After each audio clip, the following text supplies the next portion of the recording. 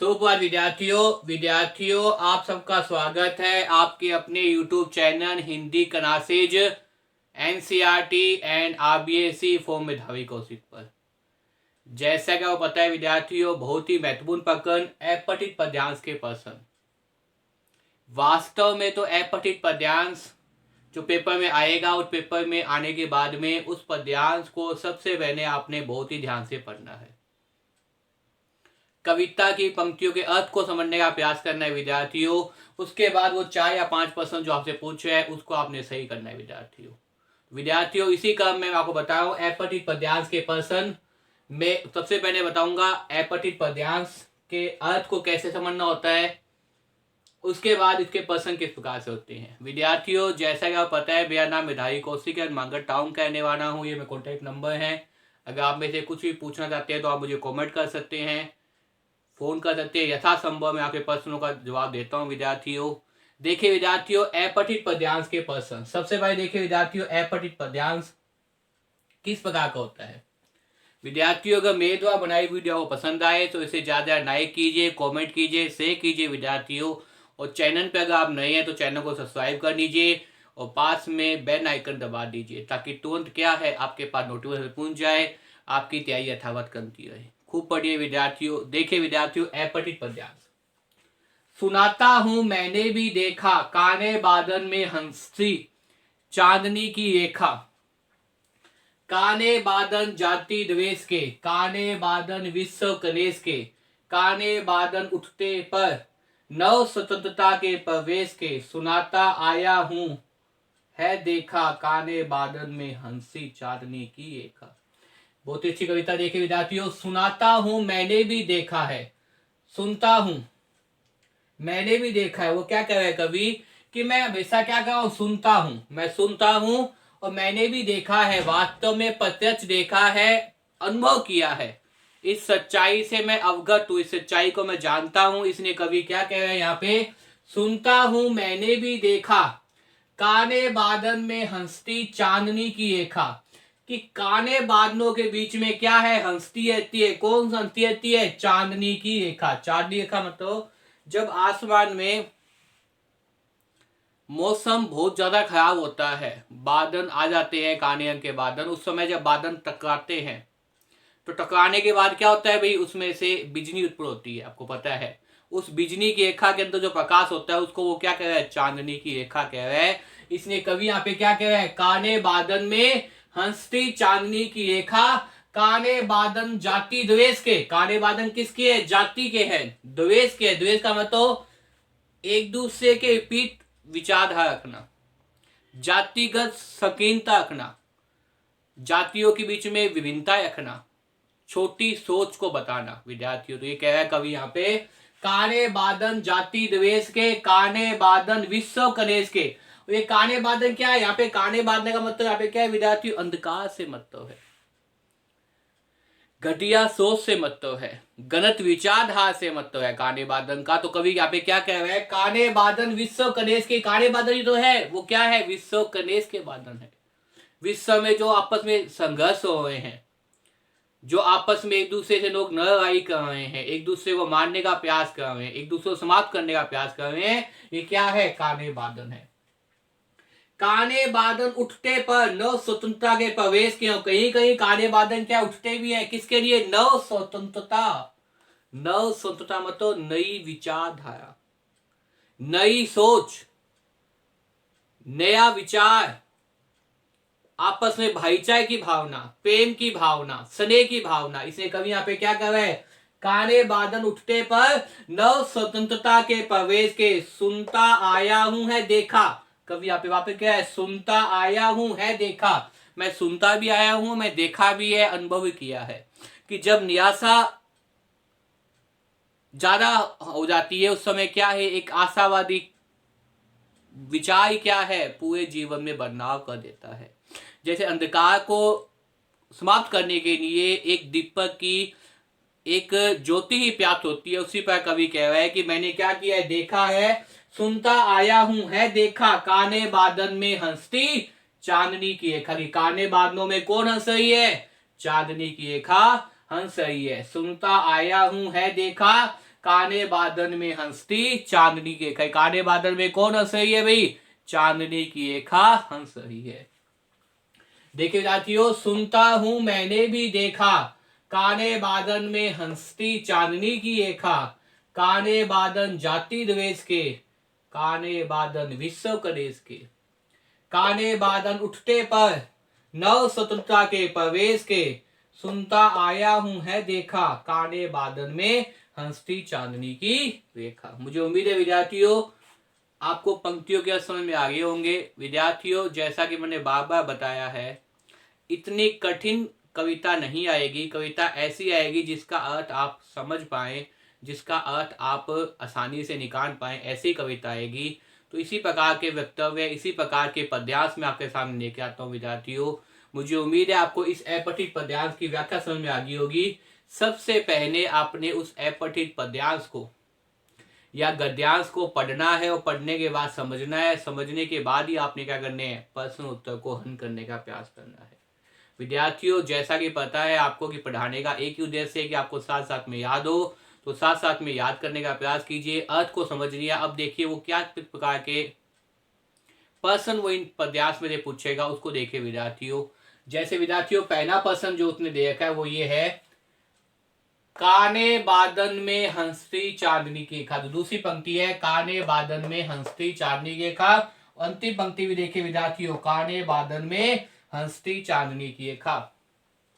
काने बादल में हंसती चांदनी की रेखा, पंक्ति का भाव क्या है? मैंने बताया था जीवन दृष्टि के अंदर कई बार भाव पूछ लिया जाता है, क्या सोच है, क्या विचार है, क्या अर्थ है, सीधा सा पूछ सकता है। तो यहाँ पहला प्रश्न ही दे रहा है, काने बादल में हंसती चांदनी की रेखा, पंक्ति का भाव है। पूछा है पंक्ति का भाव वास्तव में क्या है, विचार क्या है कवि का। तो बादलों से, क्या ऑप्शन देखे विद्यार्थियों? देखिए पहला ऑप्शन क्या है, बादलों से टकराने से बिजली चमकती है। पहला तो आपने क्या ये देखा है, बादलों के टकराने से बिजली चमकती है। दूसरा जो आपके सामने देखा है वो है, अंधेरे के बाद प्रकाश आता है, अंधेरे के बाद प्रकाश आता है। तीसरा देखिए, काने बादलों में चांदनी की रेखा रहती है, काने बादलों में चांदी की रेखा रहती है। अंतिम देखिए विद्यार्थियों, विपत्तियों के बीच आशा की किरण दिखाई देती है, विपत्तियों के बीच आशा की किरण दिखाई देती है। देखिए विद्यार्थियों इस प्रकार के जब आपके सामने आ जाए तो आपने कैसे अंक करना है। सबसे पहले तो पंक्ति देखिए, पंक्ति यहाँ पे लिखी हुई है, एक तो काने बादल में हंसती चांदनी की रेखा, काने बादल में हंसती चांदनी की रेखा। पंक्ति का भाव बताना है। पंक्ति का बताया तो बादलों के टकराने से बिजली चमकती है। ये जो है वो इस प्रश्न का उत्तर नहीं हो सकता है, क्योंकि बहुत ही साधारण ये बात है कि बादल जब टकराएंगे तो बिजली चमकती है। लेकिन इसके अंदर पूछा गया है कि वास्तव में कविता का अर्थ क्या है, कवि क्या कहना चाहता है, जो छुपा हुआ अर्थ है उसको कवि पूछ रहा है। अंधेरे के बाद प्रकाश आता है, ये भी जो है इसका ऑप्शन नहीं होगा। अंधेरे के बाद प्रकाश आता या दिन, रात के बाद दिन का आना स्वतः प्रक्रिया है, एक तरह से जो है वो स्वतः घटनाक्रम है। प्रातः काल के बाद संध्या, रात का आना, रात के बाद प्रातः काल का आना। फिर है आपके सामने तीसरा जो गय है वो है, काने बादलों में चांदी की रेखा रहती है। ये को अपने आप में गंतव्य की इस प्रकार का ऑप्शन आपको पता है, कभी भी सही नहीं हो सकता। काने बादलों में चांदी की रेखा रहती है, ये का कोई भी आधार नहीं है, बिना आधार की बातें हैं ये। अब देखिए विद्यार्थी अंतिम, विपत्तियों के बीच आशा की किरण दिखाई देना, ये क्या है विद्यार्थियों? इसका सही उत्तर है कि काने बादल में हंसती चांदनी की रेखा। पंक्ति का भाव क्या है? मैंने बताया था ये क्या है, जाति द्वेष के है, विश्व कलेश के है, नव स्वतंत्रता के प्रवेश के है। तो देखिए इस प्रकार से काने बादल में हंसती चांदनी की रेखा मतलब क्या है, विपत्तियों के बीच में आशा की किरण दिखाई देना, संकटों के बीच में एक नई उम्मीद का होना, निराशा के अंदर आशा का उत्पन्न होना।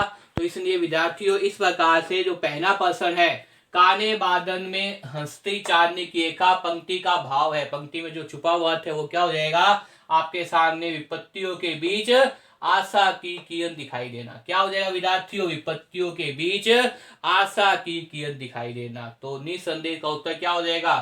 4 नंबर, घ नंबर। मुझे उम्मीद है आपको पहला प्रश्न समझ में आ गया होगा। दूसरा प्रश्न देखिए विद्यार्थियों, काने बादन प्रतीक है। दूसरा प्रश्न ये पूछ रहा है आपके सामने, काने बादन प्रतीक है, किसके प्रतीक है पूछ रहा है। पहला जो आपके सामने देखा है क्या, वो देखा है मानसून द्वारा आने वाली खुशानी, मानसून द्वारा आने वाली खुशानी। दूसरा देखा है तूफान। तीसरा जो ऑप्शन है गै, वो देखा है गर्मी से मुक्ति, मतलब गर्मी जो प्रचंड गर्मी पड़ती है मई जून के अंदर, उसके बाद जब बरसात आती है तो हमें क्या मिलती है, गर्मी से मुक्ति मिल जाती है। और अंतिम जो आपके सामने वो है जातिगत वैषम्य। क्या है विद्यार्थियों, जातिगत वैषम्य। देखिए विद्यार्थियों, काने बादन प्रतीक है। यहाँ देखिए प्रत्येक पंक्ति के अंदर, लगभग प्रत्येक पंक्ति के अंदर क्या आया है, काने बादन आए हैं। उसने यही कहा है काने बादन किस चीज के प्रतीक है।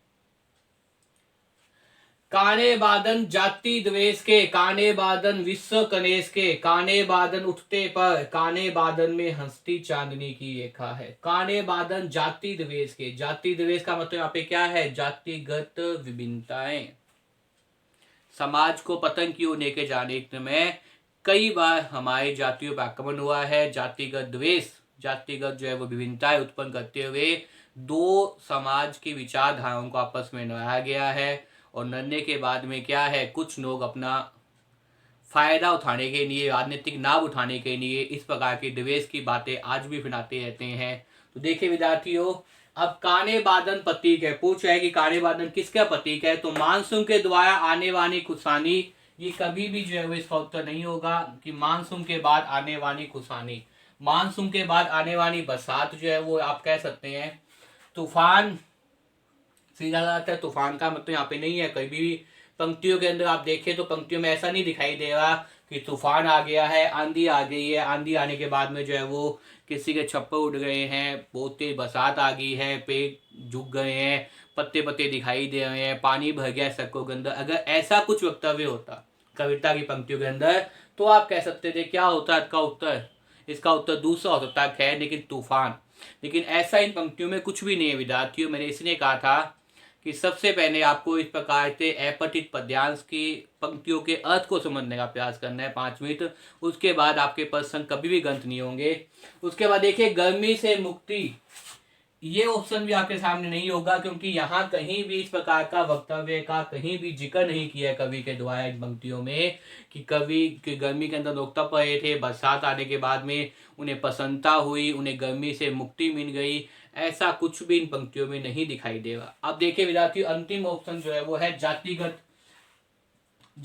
वैषम्य, मतलब जातिगत द्वेष। वैषम्य का मतलब क्या होता है विद्यार्थियों, जातिगत द्वेष की भावना, यहाँ पे लिखा हुआ है जातिगत द्वेष। तो इस प्रकार से दूसरे जो प्रश्न है उसके अंदर क्या हो जाएगा विद्यार्थियों, दूसरा जो प्रश्न है उसके अंदर कौन सा आपके सामने ऑप्शन सही होगा, वो होगा 4th नंबर ऑप्शन, घ नंबर ऑप्शन, जो क्या है जातिगत वैषम्य। तो देखिए विद्यार्थियों, काने बादन प्रतीक है, पूछा गया है काने बादन किसके प्रतीक है। तो काने बादन प्रतीक है मानसून द्वारा आने वाली खुशानी का, ये उत्तर सही नहीं है। तूफान का, ये उत्तर सही नहीं है। गर्मी से मुक्ति का, ये उत्तर भी सही नहीं है। तो निस्संदेह कौन सा उत्तर सही है, गैर नंबर कौन सा, जातिगत वैषम्य का। तूफान का उत्तर, गर्मी से मुक्ति का उत्तर अगर पंक्तियों में इस प्रकार का वक्तव्य दिया होता तो आप ये कह सकते थे, लेकिन यहाँ इस प्रकार कुछ भी नहीं है। तो इसलिए दूसरा प्रश्न जो काने बादन है प्रतीक है वो क्या है, जातिगत वैषम्य का। मुझे उम्मीद है आपको दूसरा प्रश्न समझ में आ गया होगा। तीसरा प्रश्न देखिए विद्यार्थियों, अलंकार से संबंधित प्रश्न। मैंने कहा था एक प्रश्न अलंकार संबंधित आता ही है। तो मैंने अपने यूट्यूब चैनल जो Hindi classes NCERT and RBSC है विद्यार्थियों, उस पर बहुत ही सरल तरीके से और बहुत ही गहराई से अलंकार आपको कराए। अगर आपने नहीं देखे तो आप प्लेलिस्ट में जाकर अवश्य देखिए। प्लेलिस्ट के अंदर प्रत्येक कंपटीशन की, चाहे पटवार हो, चाहे SI हो, चाहे हिट हो, चाहे प्रथम श्रेणी व्याख्याता हो, द्वितीय श्रेणी अध्यापक हो, सबकी जो है वो अलग वीडियो बनाकर मैंने अपलोड की हुई है विद्यार्थियों। तो आप वहां से देखिए और याद करने का प्रयास कीजिए। देखिए विद्यार्थियों, अलंकार पंक्ति, काने बादन में हंसती चांदी की रेखा में कौन सा अलंकार है। क्या पूछ रहे तीसरा प्रश्न, काने बादन में हंसती चांदनी की रेखा में कौन सा अलंकार है। आपके सामने जो पहला ऑप्शन है कै वो दे रखा है उपमान अलंकार। कै क्या दे रखा है उपमान अलंकार। ख दे रखा है संदेश अलंकार। ख दे रखा है संदेश अलंकार। गै दे रखा है आपके सामने रूपक अलंकार। गै क्या दे रखा है रूपक अलंकार। और घ क्या दे रखा है अतिशयोक्ति अलंकार। क्या दे रखा है विद्यार्थियों अतिशयोक्ति अलंकार। देखिए विद्यार्थियों उपमा अलंकार वहां होता है जहां क्या होता है उपमेय उपमान वाचक शब्द और साधारण धर्म होता है। मतलब दो समकक्ष वस्तुओं की तुलना की जाती है, वहां क्या होता है भाई उपमान अलंकार होता है। तो यहां देखिए काने बादल में हंसती चांदनी की रेखा। काने बादल में हंसती चांदनी की रेखा में कहीं भी दो समकक्ष वस्तुओं की तुलना नहीं की गई है, इसलिए यहाँ पे क्या है उपमा अलंकार नहीं होगा। इसलिए यहाँ पे क्या नहीं होगा उपमा अलंकार नहीं होगा। उपमा अलंकार मतलब होता है जैसे मुख चांदी मुख जो है वो कमल सा सुंदर है। दो समकक्ष दो समान वस्तुओं की तुलना की जाती है और अगर इस प्रकार से वाचक शब्द हो साधारण धर्म हो सा से सी हो तो वहां क्या होता है उपमा अलंकार होता है। लेकिन यहाँ इस प्रकार का कुछ भी वक्तव्य यहाँ नहीं दिया गया पंक्ति के अंदर, तो निस्संदेह यहाँ उपमा अलंकार नहीं होगा। अब देखिए विद्यार्थियों रूपक अलंकार। रूपक का मतलब क्या होता है अभेद आरोप।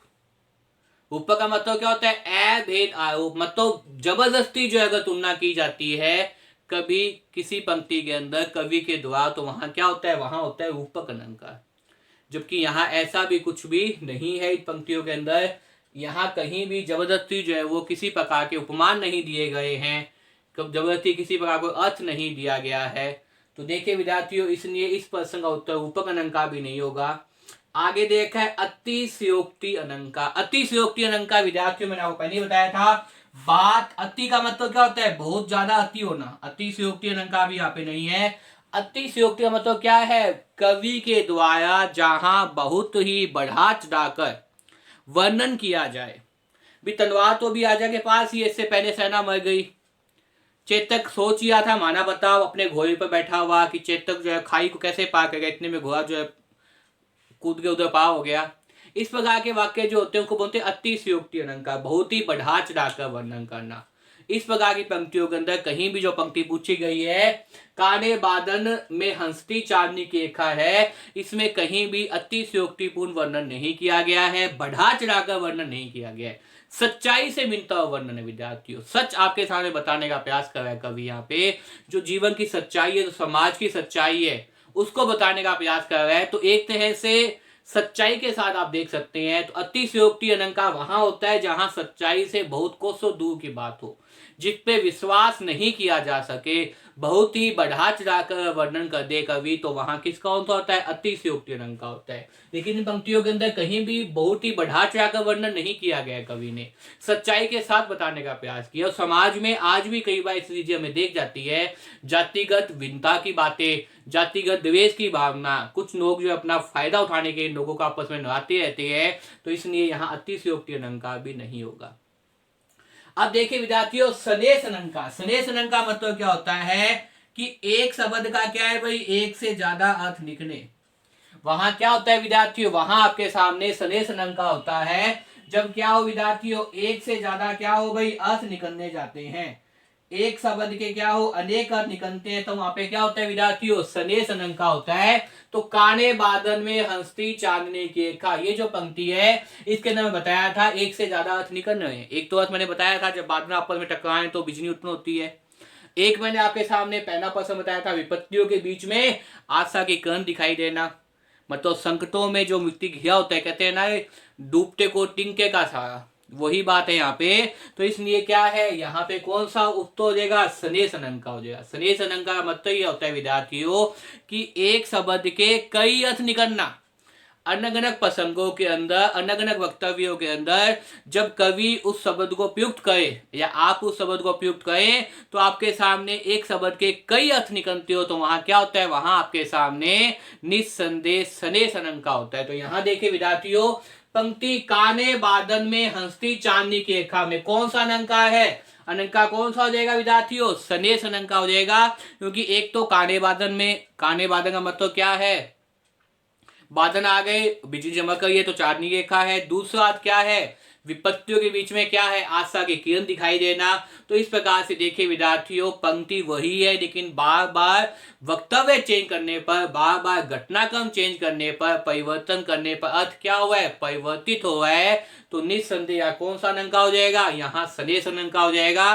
तो विद्यार्थियों पंक्ति तीसरे मतलब में देखिए, पंक्ति काने बादन में हंसती चांदनी की रेखा में कौन सा अलंका है पूछा जाए तो कौन सा अलंका हो जाएगा, सनेश अलंका हो जाएगा। मुझे उम्मीद है विद्यार्थियों आपको तीसरा प्रश्न समझ में आ गया होगा। अब देखिए विद्यार्थियों, उसके बाद में चौथे प्रश्न की ओर चलते हैं।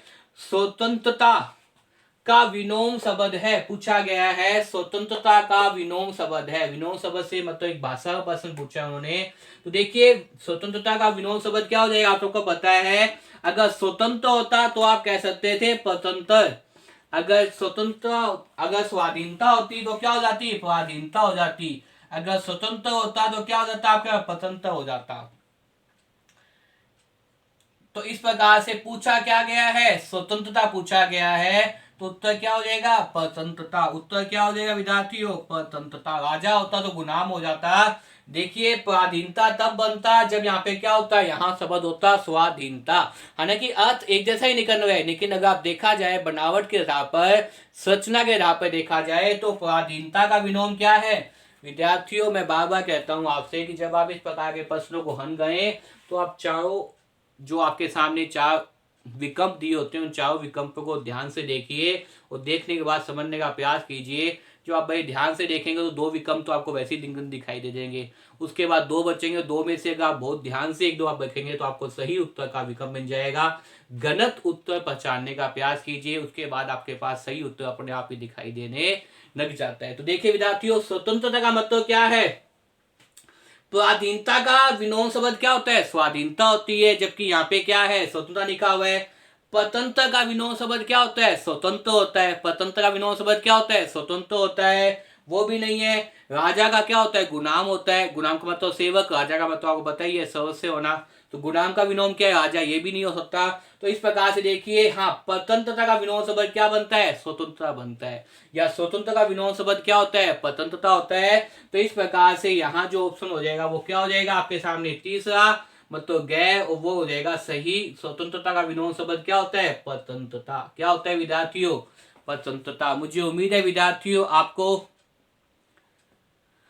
चौथा प्रश्न भी समझ में आ गया होगा। एक अंतिम प्रश्न देखिए विद्यार्थियों, पांचवा प्रश्न में यहां लिख देता हूं आपके सामने कि पंक्ति में कौन सा काव्य गुण है, या पंक्तियों में काव्य गुण है। पंक्तियों में काव्य गुण है अगर बात की जाए आपके सामने, तो पहला आपके सामने क्या हो जाएगा, ओज, ओज गुण। दूसरा क्या हो जाएगा आपके सामने, प्रसाद गुण। तीसरा क्या हो जाएगा आपके सामने, माधुर्य गुण। और चौथा आपके सामने लिख सकते हैं कुछ भी श्रृंगार। देखिए विद्यार्थियों, इस प्रकार के प्रश्न जो पंक्ति है, जो पंक्ति है पद्यांश में जो है पूछा गया है काव्य गुण क्या है। तो देखिए श्रृंगार की बातें है नहीं। और सबसे महत्वपूर्ण बात तो विद्यार्थियों आपको ध्यान होना चाहिए कि काव्य गुण कितने होते हैं हिंदी के अंदर। विद्यार्थियों ने बार बार बताया आपके सामने, काव्य गुण तीन ही प्रकार के होते हैं विद्यार्थियों। एक तो होता है आपके सामने ओज, प्रसाद और माधुर्य। अगर जहां तक हिंदी की बात करें तो हिंदी के अंदर तीन ही प्रकार के काव्य गुण होते हैं, चौथा काव्य गुण होता नहीं। तो इसलिए इन तीनों में से एक ही होगा। पहली बात तो ये, तो एक ऑप्शन तो आपका गलत हो जाएगा। काव्य गुण पूछा गया है कि काव्य गुण कौन सा है, तो हिंदी में अगर बात की जाए तीन ही काव्य गुण होते हैं, ओज, प्रसाद और माधुर्य। कौन से होते हैं, ओज, प्रसाद और माधुर्य। अब देखिए विद्यार्थियों, माधुर्य गुण वहां होता है जहां क्या हो, नायक और नायिका आपस में जो है वो कोई प्रेम की बातें करते हो, वियोग की बातें करते हो, सुयोग की बातें करते हो। ऐसा इन पंक्तियों में कुछ भी नहीं है, इसलिए माधुर्य गुण दिखाई नहीं देगा। अब देखिए ओज गुण, ओज का मतलब क्या होता है, वीरता का गुण। जब पंक्तियां पढ़ने के बाद में आप में अंदर जो है वीरता का भाव उत्पन्न हो जाए, आपके अंदर देश के प्रति कुछ करने का भाव उत्पन्न हो जाए, आपकी जो है बुझाएं फवाएं लग जाए, आपको देश के बारे में कुछ भी त्याग करने का विचार हो जाए, मतलब एक तरह से आप में जो है वो वीरता का गुण उत्पन्न हो जाए, वीएस की अनुभूति हो जाए, तो वहां क्या होता है, ओज गुण होता है, जो यहां नहीं हुआ, जो इस प्रकार की पंक्तियों पढ़ने पर कहीं भी नहीं हुआ। तो देखिए सबसे सही उत्तर का देखा जाएगा वो क्या हो जाएगा, प्रसाद गुण। प्रसाद गुण का मतलब होता है विद्यार्थियों कि सीधी सादी शब्दों के अंदर क्या है, अर्थ निकल जाना और सीधा साधा अर्थ आपके सामने समझ में आना, वो क्या होता है विद्यार्थियों, प्रसाद गुण। तो इस प्रकार से इन पंक्तियों में कौन सा गुण हो जाएगा, प्रसाद गुण। ये चीज ध्यान रखिए विद्यार्थियों, काव्य गुण भी 3 होते हैं, ओज, प्रसाद और माधुर्य। अगर बात की जाए शब्द शक्ति भी 3 होती है, अभिधा, नचना और व्यंजना। इस प्रकार से विद्यार्थियों आप ध्यान रखिए कि अलंकार के भेद भी 3 होते हैं, अर्थालंकार, शब्दालंकार, उभयालंकार। तो इस प्रकार से कई चीजें 3 होती है, अगर आप इन चीजों को ध्यान रखेंगे तो मुझे उम्मीद है प्रश्न कभी गलत नहीं होगा। देखिए विद्यार्थियों, इन पंक्तियों में देखा जाए तो कौन सा काव्य गुण हो जाएगा, प्रसाद गुण हो जाएगा विद्यार्थियों मुझे उम्मीद है इस वीडियो को देखने के बाद में आपको ये अपठित पद्यांश, अपठित पद्यांश से संबंधित ये जो 4-5 प्रश्न मैंने बताए वो समझ में आगे होंगे। अगर मेरे द्वारा बनाई वीडियो आपको पसंद आए तो इसे ज्यादा लाइक कीजिए, कमेंट कीजिए, शेयर कीजिए विद्यार्थियों। बार बार वीडियो को देखिए और याद करने का प्रयास कीजिए, खूब मन लगाकर पढ़िए विद्यार्थियों। चैनल पर अगर आप नए हैं तो चैनल को सब्सक्राइब कर लीजिए। धन्यवाद।